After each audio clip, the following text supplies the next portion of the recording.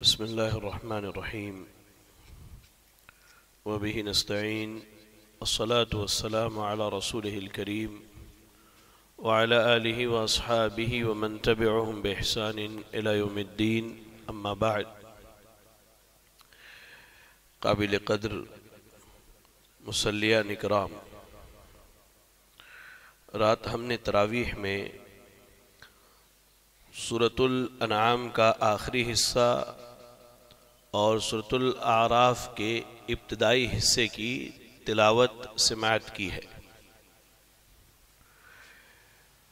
سورۃ الانعام کو سورۃ الانعام اس لیے کہا جاتا ہے کہ انعام کے معنی ہوتے ہیں چوپائے جانور،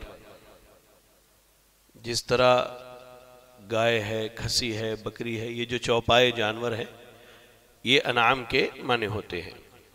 اور اس صورت میں خاص کر کے جانوروں کے حرام اور حلال ہونے کا تذکرہ ہوا ہے، جیسا کہ اس سے پہلے آپ کے سامنے بات رکھی گئی۔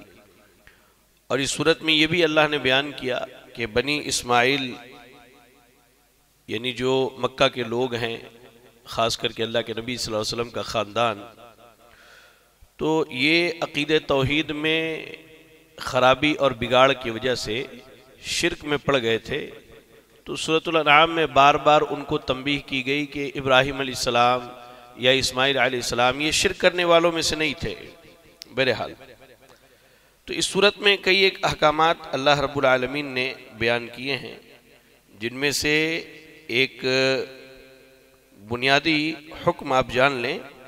سورۃ الانعام کے آخری حصوں کی جب تلاوت کریں گے تو آیت نمبر 151 اور 152، 151 اور 152، ان دونوں آیتوں کو پڑھیں تو اللہ نے بہت ساری حرام چیزوں کا ذکر کیا ہے کہ جو ایک ایمان والے بندے کے لیے حرام ہے، جن سے بچنا ہر ایک کے لیے ضروری ہے۔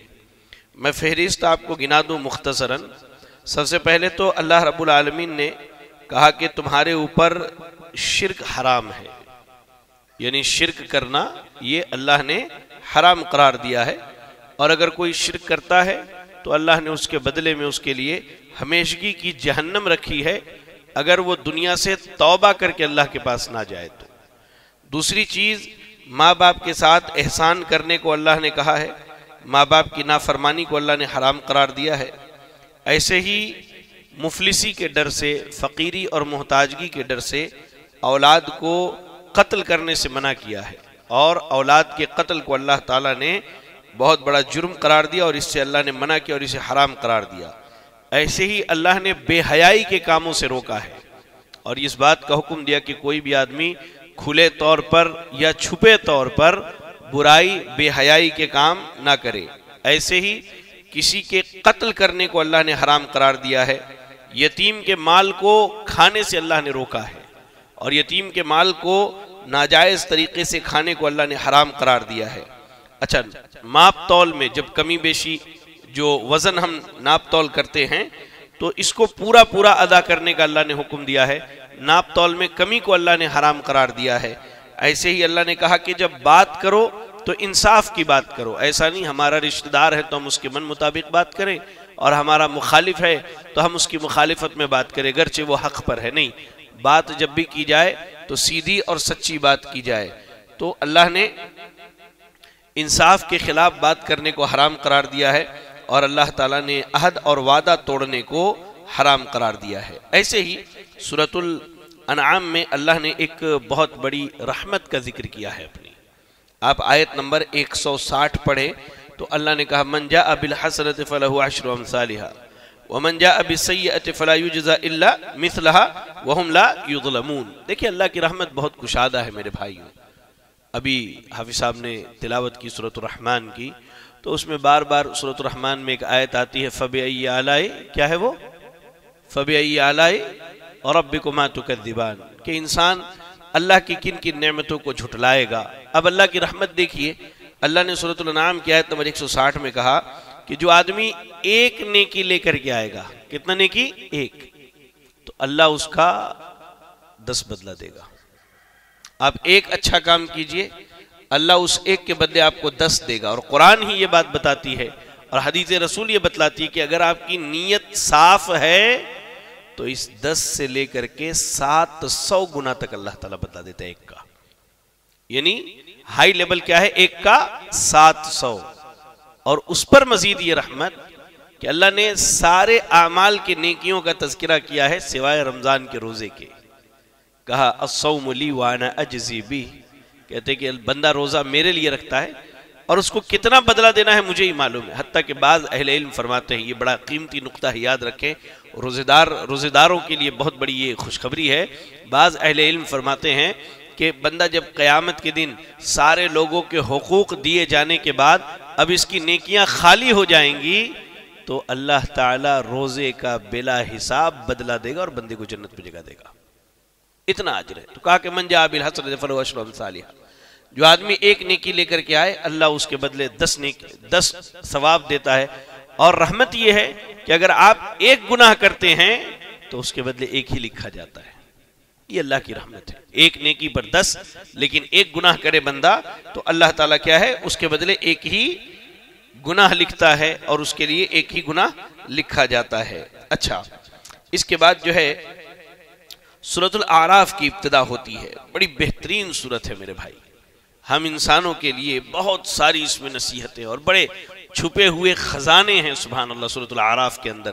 کہتے ہیں کہ سورۃ الاعراف اللہ کے نبی کے مکی دور، آپ مکہ میں 13 سال تک تھے، تو مکی دور کے بالکل آخری دنوں میں نازل ہوئی. اب آپ ہجرت کی تیاری میں لگے ہیں اور مکہ کے مشرکین یہ پلاننگ کر رہے ہیں کہ محمد رسول اللہ صلی اللہ علیہ وسلم کو قتل کر دیا جائے. تو اللہ نے اس صورت میں پچھلے لوگوں کے واقعات بتلا کر کے مکہ کے لوگوں کو اس بات سے آگاہ کیا کہ اگر نبی کے قتل کے بارے میں تم سوچو گے تو جیسے ان کو تباہ ہوا برباد کیا گیا تمہیں بھی تباہ ہوا برباد کر دیا جائے گا. اب اس کے بعد اللہ رب العالمین نے سب سے پہلا حکم سورۃ الاعراف میں آیت نمبر 3 میں دیا اور کہا کہ اللہ کے نبی کی سنت کی اتباع کرو. دیکھیں اللہ نے کیا کہا، اتبعوا ما انزل الیکم من ربکم ولا تتبعوا من دونہ اولیاء قلیلا ما تذکرون. اللہ نے کہا کہ اللہ نے جو وحی نازل کی ہے، دیکھیں بڑی عظیم بات ہے یہ، اللہ نے جو وحی نازل کی ہے، وحی کیا ہے؟ جبریل علیہ السلام اللہ کا پیغام لے کے آتے تھے، یا پھر اللہ تعالیٰ نبی کے دل میں بات ڈال دیتا تھا، یا اللہ نبی کو خواب دکھاتا تھا، یا اللہ معراج میں بلا کے بات کرتا. یہ وحی کی قسمیں ہیں. کہا کہ جو وحی اللہ نے نازل کی ہے اس کی اتباع کرو، اس کی فرما برداری کرو. اور وحی ہمارے پاس 2 صورتوں میں ہے، ایک اللہ کی کتاب قرآن مجید اور دوسری نبی اکرم صلی اللہ علیہ وسلم کی احادیث مبارکہ. سورۃ الاعراف کی ابتدا میں اللہ رب العالمین نے انسان کی تخلیق، فرشتوں کو سجدے کا حکم، ابلیس کا انکار، آدم اور حوا کا جنت میں جگہ دیا جانا، پھر وہاں سے نکالے جانے کا تذکرہ کیا ہے. دیکھیں اللہ رب العالمین نے زمین و آسمان کے پیدا کرنے سے 50,000، سب سے پہلے حدیث کے جو الفاظ ہے وہ جان لیں، اول ما خلق اللہ القلم، اللہ نے سب سے پہلے قلم کو پیدا کیا، کہا اکتب، لکھو. تو اب قلم نے پوچھا کہ اللہ میں کیا لکھوں؟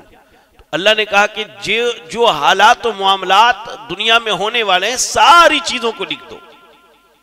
تو اللہ نے روز اول سے ہی کائنات میں ہونے والے تمام چیزوں کو لکھ دیا ہے اللہ تعالیٰ نے.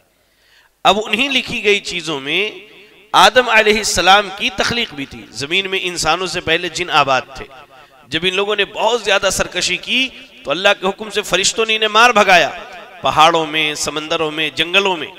اس کے بعد زمین خالی ہو گئی. اب زمین پر انسانوں کو آباد کرنا تھا تو آدم علیہ السلام کو اللہ تعالیٰ نے مٹی سے پیدا کیا. اب مٹی کی کئی قسمیں ہیں، کہیں ہے کہ گیلی مٹی سے، کہیں ہے کہ بالکل ایک دم کھنکھناتی ہوئی مٹی سے، کہیں ہے کہ بالکل سیمنٹ بالو کا جو گارا ہوتا ہے نا، گارے کی طرح مٹی سے. بہرحال اللہ نے مٹی سے پیدا کیا. اب مٹی سے پیدا کرنے کے بعد فرشتوں کے سامنے اللہ نے پیش کیا اور کہا کہ فرشتوں آدم کو سجدہ کرو. اب وہاں مسئلہ سجدہ کرنے کا نہیں تھا، وہاں مسئلہ اللہ کے حکم کے ماننے کا تھا کہ کون مانتا ہے اور کون نہیں مانتا. یہی انسانی زندگی میں ہونا چاہیے. ہمیں نماز پڑھنا، مسئلہ نماز پڑھنے کا نہیں ہے، مسئلہ اللہ کے حکم کے ماننے کا ہے. روزہ رکھنا ہے، مسئلہ روزہ رکھنے کا نہیں ہے، مسئلہ اس سے کہیں بڑا ہے کہ یہ اللہ کا حکم ہے. اب جو ہے ذرا آپ تحمل سے سنیں. سارے فرشتوں نے سجدہ کر دیا سوائے ابلیس کے. یہ کیا کہتا ہے انا خیر من، میں اس سے بہتر ہوں، خلقتنی من نار و خلقتہ من طین، مجھے آگ سے بنایا اور اسے مٹی سے بنایا۔ سورۃ الاعراف کی آیت نمبر 12 ہے۔ اردو زبان میں ایک شعر ہے کہ جس کو میں کی ہوا لگی اس کو نہ دوا لگی نہ دعا لگی۔ ابلیس کو یہی ہوا تھا، اس کو میں کی ہوا لگی، میں اس سے بہتر ہوں، میں کیا اس سے بہتر ہوں۔ تو اللہ رب العالمین کے حکم کو جب اس نے نہیں مانا تو اللہ نے کہا کہ چلو اب نکلو۔ تو ابلیس جو ہے وہاں سے نکلا، لیکن اس نے اللہ سے مہلت مانگ لی قیامت تک کے لیے۔ کیا کہا؟ سورۃ الاعراف کی آیت نمبر 16 اور 17 میں اللہ نے کہا قال فبما اغویتنی لاقعدن لهم صراطک المستقیم، کہا کہ اللہ تو نے مجھے گمراہ کیا، اے اللہ اب میں تیرے بندوں کے صراط مستقیم پر بیٹھوں گا، ان کے دائیں سے بائیں سے آگے سے پیچھے سے آؤں گا اور آ کر کے ان کو گمراہ کرنے کی کوشش کروں گا۔ تو اللہ رب العالمین نے کہا کہ ٹھیک ہے۔ پھر اللہ نے کہا آیت نمبر 18 میں قال اخرج منها مذءوما مدحورا، اللہ نے کہا نکلو یہاں سے، تم ذلیل ہو دھتکارے ہوئے، نکل جاؤ یہاں سے، نکال دیا۔ اب نکال دینے کے بعد اللہ نے آدم اور حوا علیہ السلام کو جنت میں جگہ دی، کس لیے؟ ٹریننگ کے لیے، کیونکہ دنیا کے بعد یہ مدعا سمجھیے آپ، ان کو جنت میں پہلے کیوں رکھا گیا؟ تاکہ انسانوں کو یہ معلوم ہو جائے کہ ان کا آخری ٹھکانہ جنت ہے، وہیں سے آئے ہیں وہیں جانا ہے۔ اب جنت میں جب دونوں گئے تو شیطان نے ان کو گمراہ کرنے کی کوشش کی، اور اللہ نے ادھر ان کو حکم دے دیا تھا کہ جنت میں جتنی چیزیں سب کھاؤ، اس درخت کے قریب نہیں جانا۔ یہ بھی ٹریننگ ہے کہ دنیا میں جب جاؤ گے تو حلال و حرام کا معاملہ ہوگا، حلال چیزیں کھانا اور حرام چیزوں سے بچنا۔ سبحان اللہ۔ جب یہ معاملہ ہو گیا تو اب شیطان نے کیا کیا؟ کہا کہ اللہ سے دعا کی، اللہ سے اس نے دعا کی۔ میں اس مدے پر آؤں گا، بہت اہم نقطہ ہے، آپ کو میں بتانا چاہتا ہوں، آپ یاد کر کے جائیں اس مسئلے کو۔ اس نے اللہ سے دعا کی، کیا دعا کی میں بعد میں بتاتا ہوں۔ تو اللہ نے اسے مہلت دے دی کہ چل بھائی تو گمراہ کر لے، بھٹکا لے لوگوں کو۔ اب اس نے آدم اور حوا علیہ السلام کے دل میں یہ بات ڈالنی شروع کی اور وسوسے ڈالنے شروع کیے کہ یہ جو درخت کا پھل کھانے سے اللہ نے منع کیا ہے، اگر کھا لوگے تو تم فرشتے ہو جاؤ گے، اب تم یہاں وقتی طور پہ رکھے گئے ہو نا، اب تم ہمیشہ جنت میں رہو گے، تم کو یہاں سے نکالا نہیں جائے گا۔ آدم اور حوا علیہ السلام اس کی بات میں آ گئے اور اس درخت کا پھل کھا لیا۔ کھاتے ہی جو لباس تھا ان کے جسم کا، وہ کپڑا جسم سے غائب ہو گیا۔ اب یہ جنت کے درخت کے پتے لے کر کے اپنے جسم کو چھپانے لگے تو اللہ رب العالمین نے ان کو پکار کر کے کہا وَأَقُلْ لَكُمَا إِنَّ الشَّيْطَانَ لَكُمَا عَدُوٌّ مُبِينٌ، کیا میں نے تم لوگوں سے یہ نہیں کہا تھا کہ شیطان تمہارا کھلا ہوا دشمن ہے، اس کی باتوں میں نہیں آنا۔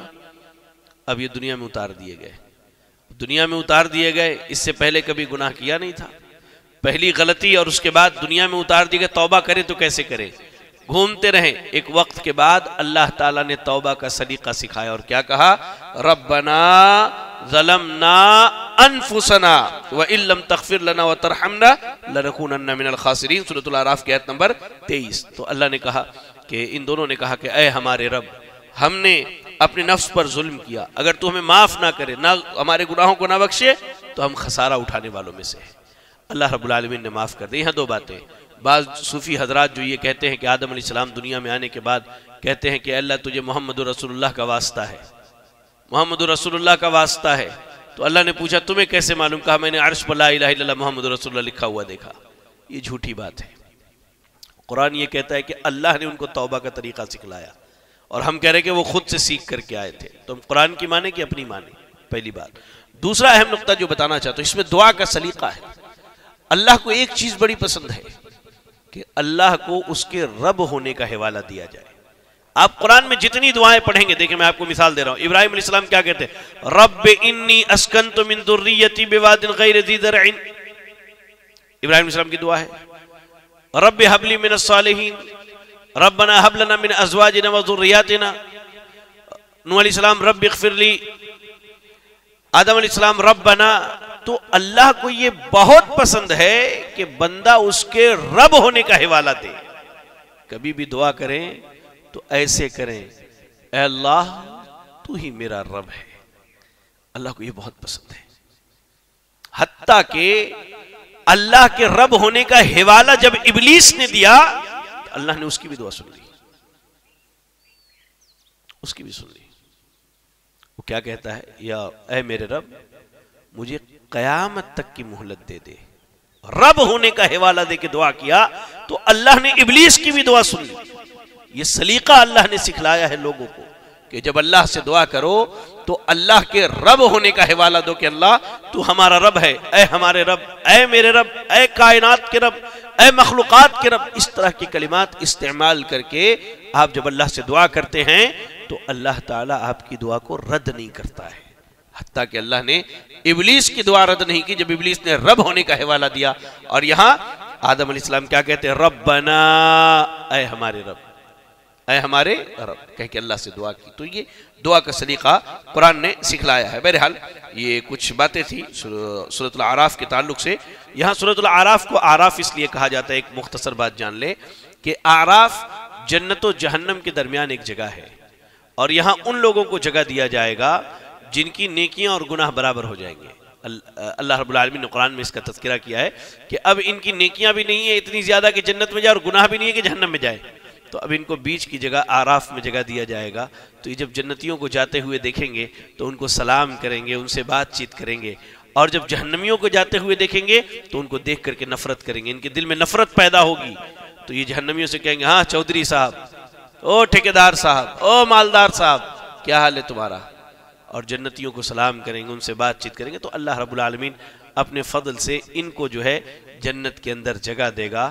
تو انہی لوگوں کے متعلق اس میں چند باتیں بیان کی گئی، اس لیے اس سورت کا نام سورۃ الاعراف رکھا گیا ہے۔ چلیں اللہ سے دعا ہے کہ اللہ رب العالمین ہمیں کتاب و سنت کی تعلیمات کو پڑھنے، سیکھنے، سمجھنے اور اس کے مطابق عمل کرنے کی توفیق عطا فرمائے۔ آمین وآخر دعوانا الحمدللہ رب العالمین۔ جزاکم اللہ خیرا۔ السلام علیکم ورحمۃ اللہ وبرکاتہ۔